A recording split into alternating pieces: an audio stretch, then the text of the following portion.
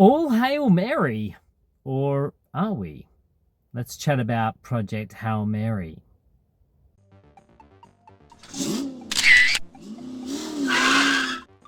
G'day, it's Adam here again with another quick instant movie review for you. So tonight I caught Project Hail Mary.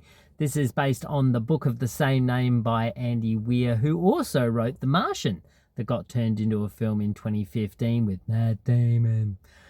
This film imagines a future where, due to an intergalactic microbe dubbed astrophage, our sun is dimming by the minute.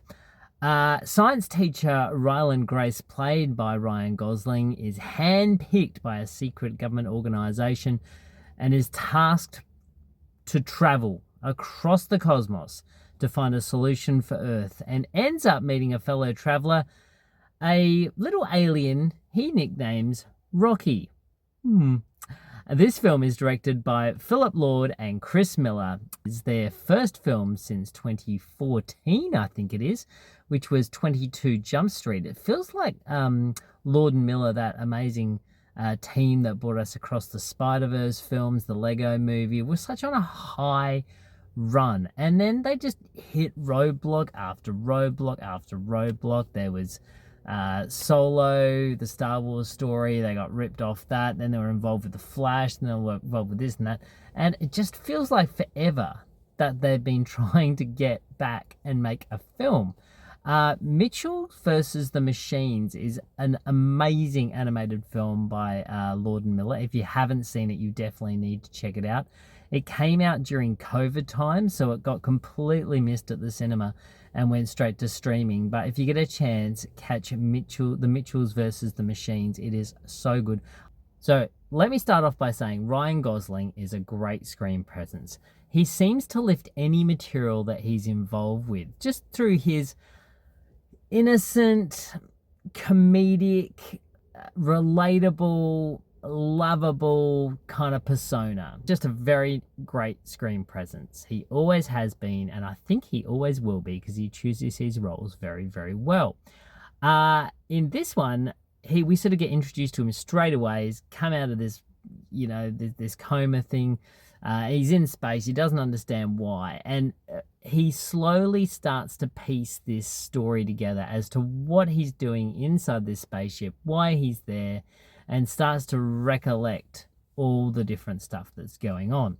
And then in the middle of all that, he meets this alien, which in the book Andy Weir keeps as a little bit of a secret. You don't actually expect it until, I think it's at least halfway into the book, and then it sort of becomes the meat of the story. So, but the way that this has been marketed is it's not so much a science teacher saves the world kind of thing. It is more a story about friendship than anything else. This is a real sort of a buddy comedy, and it's interesting that Lord and Miller are doing this because, you think about their other buddy films, 21 Jump Street, 22 Jump Street, buddy comedies. So they're very much in tune with the buddy comedy, and maybe that's why Solo, a Star Wars story, didn't really work out, because it was really focused on Solo, whereas this is, again, I guess, a solo mission. Ryan Gosling did reportedly spend 100 days on his own filming this thing, but there is that buddy comedy that comes into it. And I think this film would have been closer to The Martian if not for having this comedic comedy duo kind of at the center of all this. That is, it's a true joy to watch. I was watching this film going, the storytelling is interesting, because it took a little while for me to sort of get on board with, okay, we're going back, now we're going forward, now we're going back, now we're going forward. And the film does, logically run out of flashback to then catch up to, we have to stay with the present time. So, but I think it's very well edited and put together that it does get to that point.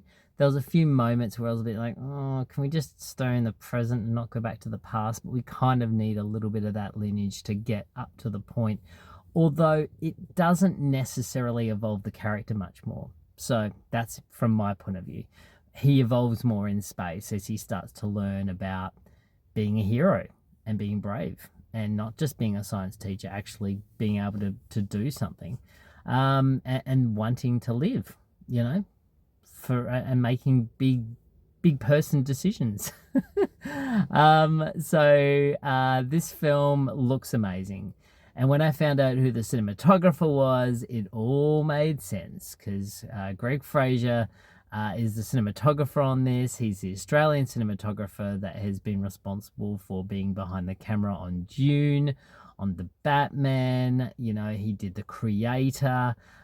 He has shot some absolutely beautiful films, and he is he's an actor award-winning cinematographer, right up there with the Deeks as far as I'm concerned in the DOP family. He really knows his way around a film and knows how to shoot sci-fi and, just really just making films look beautiful, and a huge ups to everyone. Danny Pemberton did the score on this. He has worked with Lord Miller before on the Spider-Verse films. He's done some really. He's got a really varied filmography, but all of his films have kind of got a little bit of a comedic edge to it. So you can kind of feel that adventure. With a little bit of comedy sewn through his score, and it definitely presents itself heavily in this film. And I enjoyed his score. It added well to the piece. But yeah, look, this is a film which has Ryan Gosling front and center carrying a massive motion picture, and he does it so well with a little Rocky friend of his, and it is just an absolute joy. As soon as I came out of this film, I went, my daughter is going to want to watch this, and this is going to be her favorite film of all time, because it is just a sweet, exciting, story about friendship, about finding your core, finding your purpose, finding bravery. And it's shot beautifully, it's told beautifully, it's acted fantastic, and boy oh boy, it's going to be very hard to find a film that will top this one for me this year. So I'm going to give Project Hail Mary a 9 out of 10. I had such a great time watching this film. Now, you need to see this film on the biggest screen possible. It is a film which has been produced by Amazon MGM Studios, but it definitely cannot be seen on a streaming service. This needs to be seen on a massive screen. This is playing in IMAX. I urge you to go and see it. I saw it in ScreenX, which was a great cinematic experience, and I highly urge you to do that. If you can see it in a 4DX cinema, I think you'll be thrown around a lot, but that's okay because that's all part of the experience. But I do encourage you to see it on a massive, massive screen with some amazing sound, because the sound in this is also great. That's my review of Project Hail Mary. Definitely go and see it. What is your favorite space film? Are you a fan of, your 2001 A Space Odyssey? Do you love Sunshine, the Danny Boyle film? Are you a fan of Event Horizon? Does that scare the bejesus out of you like it does for me? Or are you a traditionalist? Do you just love your Star Wars? Maybe you like Silent Running. Maybe you're a big fan of that. Who knows?